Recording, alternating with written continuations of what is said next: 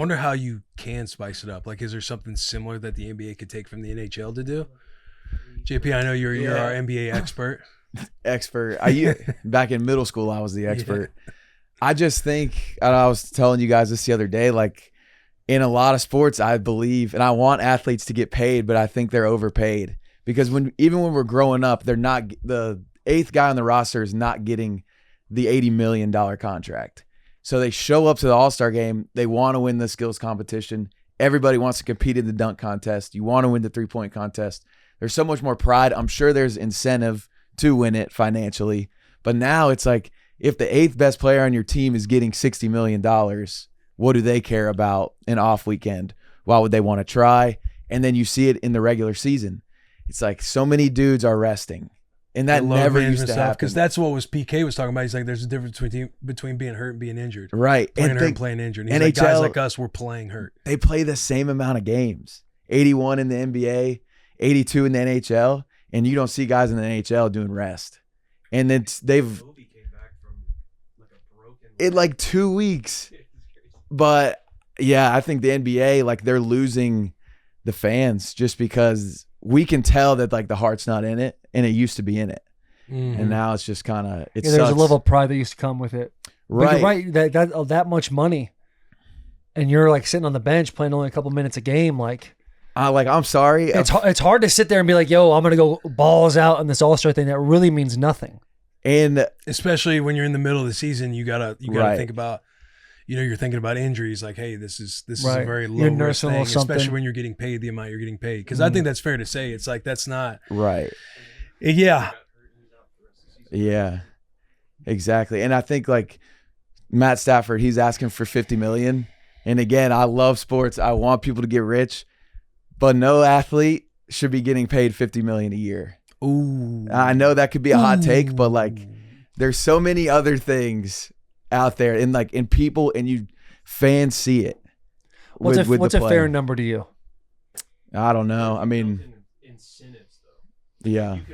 Right. Teams try to do that with contracts. Teams try to do more incentive behavior. Yeah, but it's never the guys that are like commanding the most money. Yeah. The guys with the incentives are never the dudes that are like the highest paid with incentives up to even higher paid. Yeah. Right. It's always the guys that like, maybe they got hurt and they got to have a prove it deal, or, if they get this many yards, something that the team will sit there and be like, essentially you're gambling. You're like, if he does this, great for us. Right. He gets another $250,000. Yeah. But to put a cap on how much guys make is tough.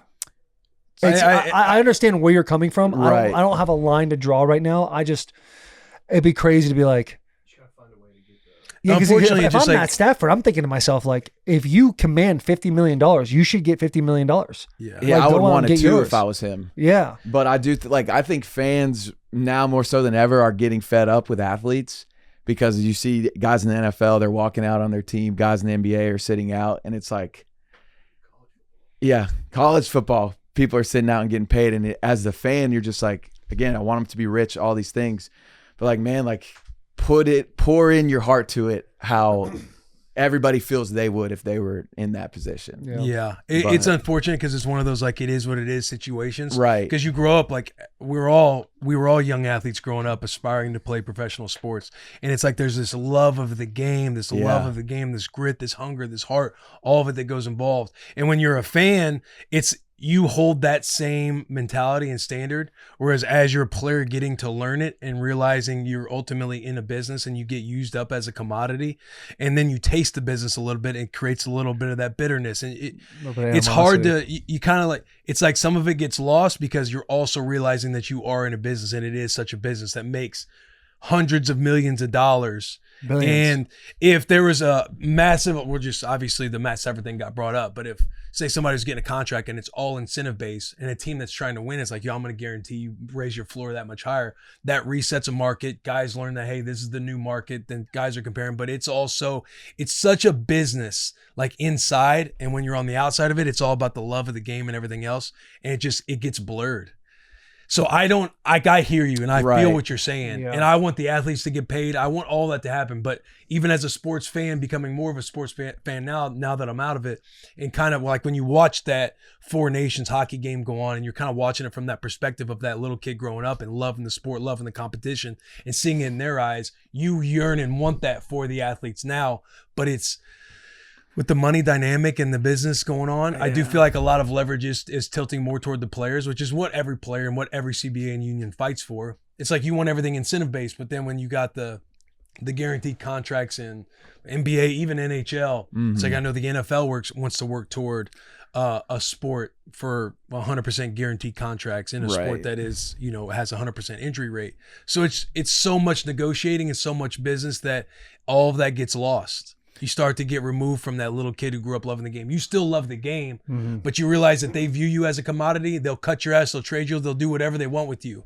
And when you start to realize that and understand that, you start to play that game against them versus understanding that little kid that just wanted the opportunity. I'm grateful for the opportunity. You start to feel like, okay, there is leverage in here. I got to figure out what my leverage is. And then you try to find it and you try to capitalize on it, which blurs the lines for the fandom of the sport, the love of the game part of the sport, because there is so much money because the fan involved. is like, yeah, I work for a company and I'm viewed as a commodity and they could fire me. They could do whatever they want to me.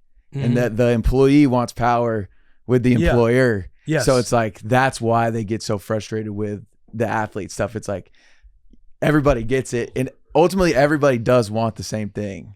Like everybody be treated fairly, but it's just wild to me. And you look at all of the favorite players amongst the people, they all have like the same thing in common. Like everybody loves Saquon Barkley because Saquon Barkley wants to play the entire game and is going to run his butt off. Derrick Henry, like all these Tom Brady, like those guys were paid handsomely, but they showed up and it's like, you can feel the passion in it. It is different, that one statement, because football is only 17 games in the regular season as opposed to 82, 83, 100 or whatever for baseball. So, I mean, I get both sides. It is the thing is you, when you grow up and you play a sport, we've all played sports, and you like have a love and a passion for that sport, whatever it was that you played.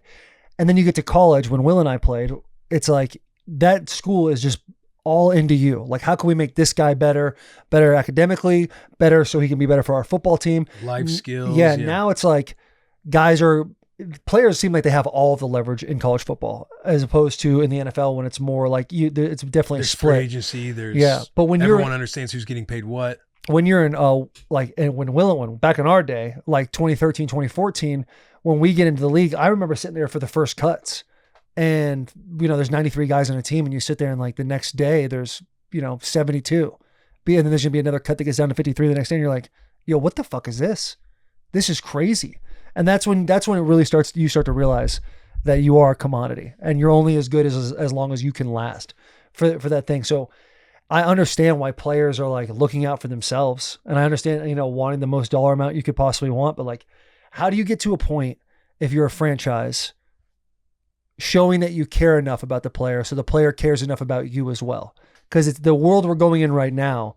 Really seems like it's kind of like a standoff. Like there was always that underlying, like you get the 10-year vet and be like, hey, listen, they're going to get you. Like if once you're not good enough, they're going to get you.